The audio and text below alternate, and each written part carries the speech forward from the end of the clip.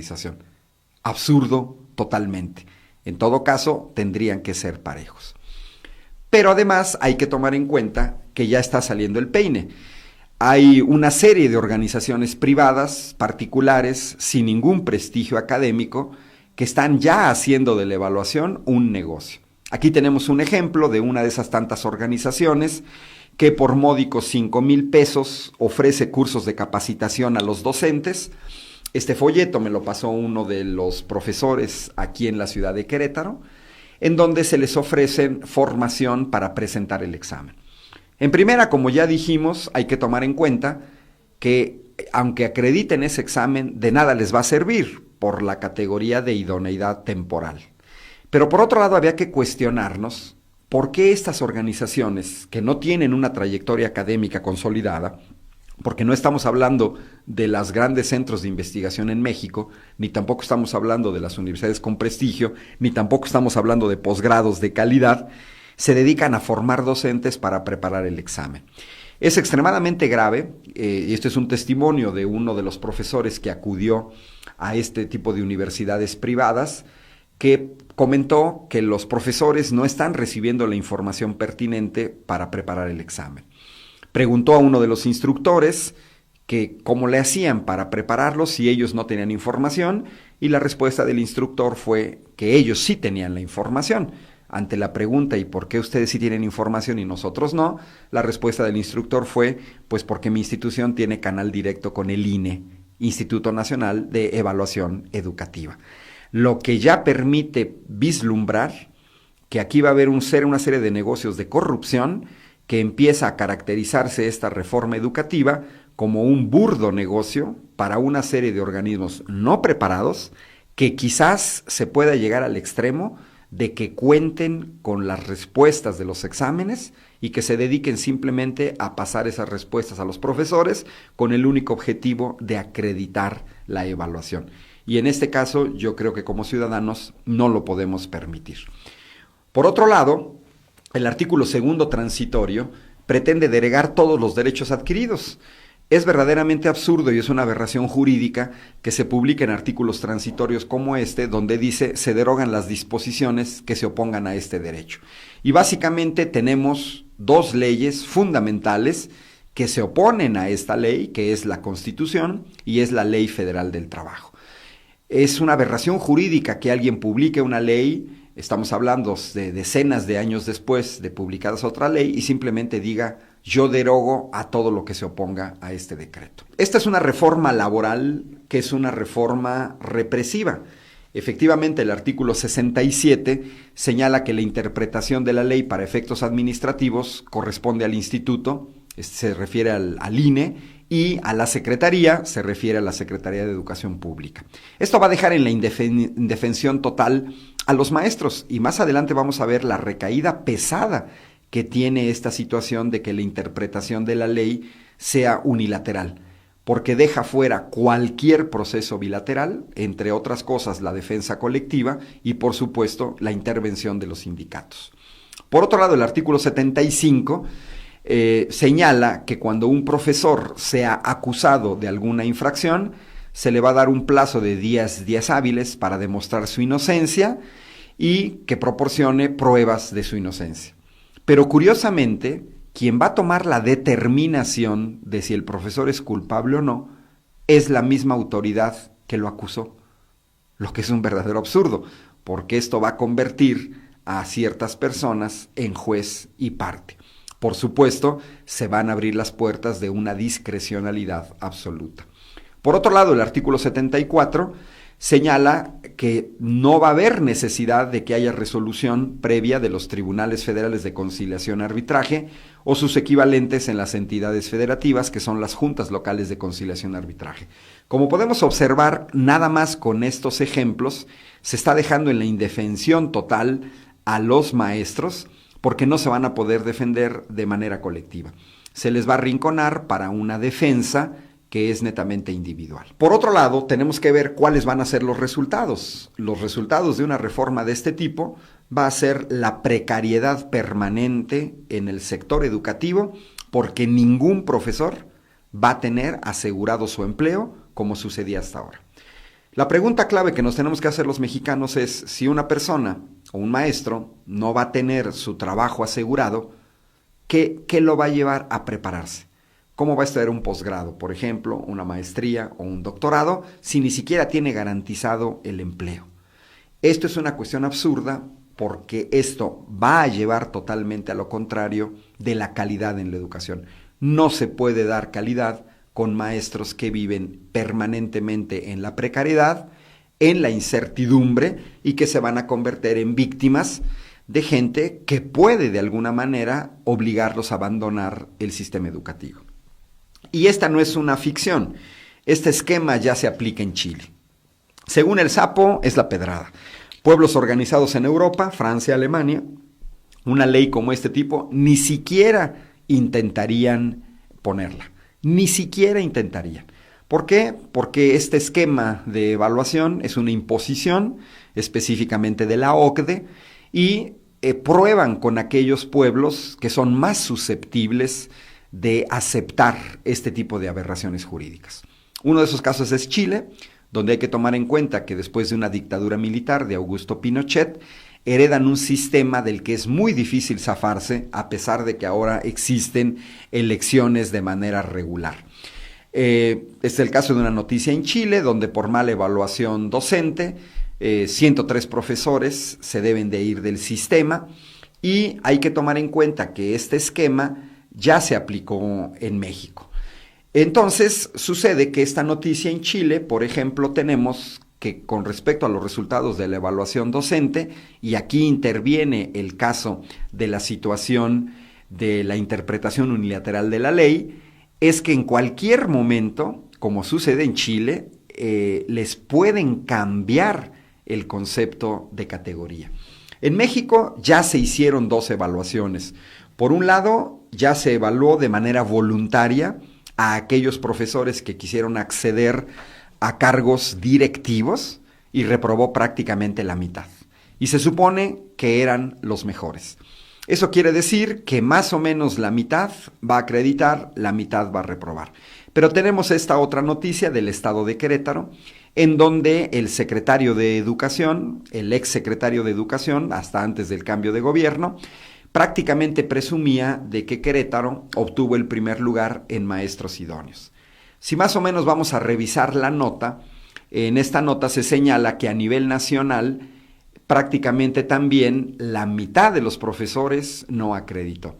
Esto ya nos permite hacer una suposición, una hipótesis, de que en una primera fase va a ser despedido la mitad de los trabajadores. Estamos pensando, despedidos o alejados de la docencia. Estamos pensando en 600,000 profesores en una primera fase que incluye las 3 evaluaciones. Estamos hablando de en un periodo máximo de 2 años. Pero después van a seguir con los demás. Aquí viene el problema de la vaguedad y de la interpretación unilateral de la ley. ¿Qué es lo que sucede en Chile? Pues en Chile resulta ser que ya les cambiaron la categoría de competente. Por eso es muy interesante la nota en Querétaro, porque los profesores que están resultando idóneos, esos profesores pueden de alguna manera revisar sus resultados, pero van a ser clasificados en diferentes categorías. Se establecen fronteras de acuerdo al puntaje. El problema es que quien define quiénes son esas fronteras, lo define la autoridad. Les pongo el caso del ejemplo. En la Universidad Autónoma de Querétaro, la calificación mínima para acreditar es 6. La misma materia, en el Tecnológico de Querétaro, la calificación mínima es 7. Es una medida administrativa, de acuerdo al artículo 67, eso lo determina la autoridad. En la misma Universidad Autónoma de Querétaro, la calificación acreditado en posgrado es 7. Son medidas administrativas. Con el artículo 67, la ley puede decidir quiénes son idóneos y quiénes no son idóneos a partir de un determinado puntaje. Y entonces podemos llegar a cuestiones absurdas de profesores que exactamente con el mismo resultado, primero resultan idóneos y luego no resultan idóneos. La queja de los profesores chilenos es que se homologó el concepto de básico con el de insuficiente. Pero además tendremos que cuestionarnos la manera en la que ya se están aplicando los exámenes que ya se han dado a nivel nacional. Es una evaluación totalmente antipedagógica. Resulta sorprendente que el Instituto Nacional de Evaluación Educativa haga este tipo de exámenes. Son exámenes de 8 horas, en 2 fases de 4 horas, lo que ya de entrada un examen de 8 horas no va a permitir evaluar a una persona de manera normal. Segundo, y parece lo más grave, es el ocultamiento sobre qué serán evaluados. Tenemos ya testimonios de profesores que han sido evaluados no en las materias que enseñan, sino, por ejemplo, en reglamentos, lo que es una soberana tontería. Lo más importante para un docente es que maneje los contenidos, que sepa transmitirlos y no que sepa de memoria determinados reglamentos. En algunos casos se fue la luz o la señal de internet durante el examen y el tiempo no fue recuperado. En estas 8 horas hubo limitaciones para consumir alimentos o agua o incluso para ir al baño. En el caso del nivel medio superior hubo compactación de materias, física, química y matemáticas, por ejemplo, o derecho, psicología, historia y filosofía, lo que es una soberana tontería y que además se contrapone con la didáctica contemporánea que busca que cada profesor se especialice en la didáctica de su área del conocimiento. Y solamente gente muy ignorante cree que la didáctica de la física coincide con la didáctica de la química o la didáctica de la matemática. Es cierto que hay una didáctica general, pero también es cierto que hay didácticas específicas. Y un profesor experto en didáctica de la física, pues es evidente que va a reprobar un examen de química o un examen de matemáticas y viceversa. Hay ya testimonios de profesores de nivel superior con estudios de posgrado que están apenas resultando suficientes en el nivel medio superior. Me refiero a profesores que, por ejemplo, están terminando un doctorado en ingeniería mecatrónica y que en un examen de nivel medio superior apenas resultan suficientes porque no le preguntaron de las materias que imparte. Ya sucedió en el Colegio de Bachilleres del Estado de Querétaro, de profesores que hace un año resultaron idóneos porque acreditaron un examen, aunque no se usara esa palabrita, pero en esta ocasión no. Es un absurdo entonces que profesores que fueron evaluados hace un año y se les asignaron grupos, ahora resultan no idóneos, se le quitan los grupos a pesar de que tienen un año más de experiencia. Por otro lado, en los exámenes, las personas que están vigilando no tienen ninguna calificación acerca del contenido, por lo tanto son incapaces de contestar preguntas acerca de dudas que se tienen sobre la manera en la que se está preguntando. Y finalmente hay una cosa muy grave. La cuestión de la idoneidad se está convirtiendo en un dogma de fe. Profesores que resultaron idóneos no saben por qué resultaron idóneos y profesores que no resultaron idóneos tampoco saben por qué no resultaron idóneos. No ha habido cero retroalimentación. Aquí hay una opacidad muy grande de parte del INE y de parte del gobierno federal, ya que si esta evaluación fuera de buena fe, se tendrían que haber ya publicados cuáles fueron los exámenes que se aplicaron para permitir a los expertos hacer una crítica constructiva de esa forma de evaluación.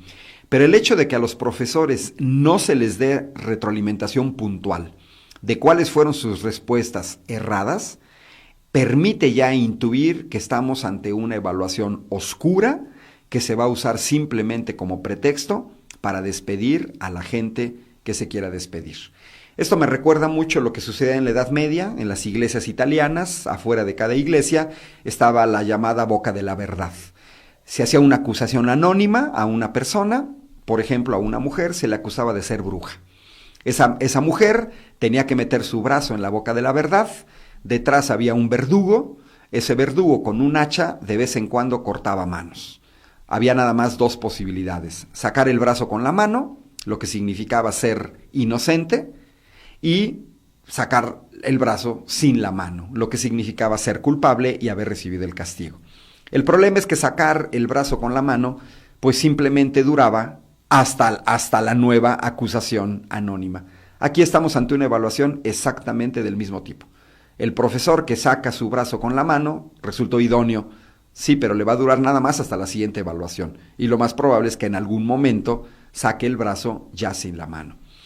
Después vendrá un periodo, ya lo vemos venir, ya estamos en ese periodo de la satanización de los profesores no idóneos. Yo me pregunto, ¿quién va a querer como padre de familia o como directivo escolar asignar clases a profesores no idóneos? En Chile, el sitio web Infodocente permite revisar los resultados de los profesores región por región, escuela por escuela, para revisar en dónde están las escuelas donde se ubican profesores no idóneos. Va a comenzar esta satanización para obligarlos a que ellos mismos renuncien. Y finalmente cerramos este bloque de análisis jurídico señalando que si los profesores de las universidades autónomas o del nivel superior piensan que se van a salvar, tampoco. En este caso, Hugo Aboites, experto en medición, actual rector de la Universidad Autónoma de la Ciudad de México, publicó un artículo en 2013 en el periódico La Jornada, en donde efectivamente señala que ya está preparado también este esquema de evaluación en donde uno se juega la estabilidad laboral, a partir no de la Ley General del Servicio Profesional Docente, sino a partir de otras dos leyes. La Ley General de Educación, específicamente el artículo 10, fracción séptima, en donde dice que el sistema educativo nacional incluye a las instituciones de educación superior a las que la ley otorga autonomía. Y por último, el artículo 6 de la ley del INE, que señala que también van a ser evaluadas. Como señala Hugo Aboites, ese va a ser el esquema que se piensa aplicar en el nivel superior.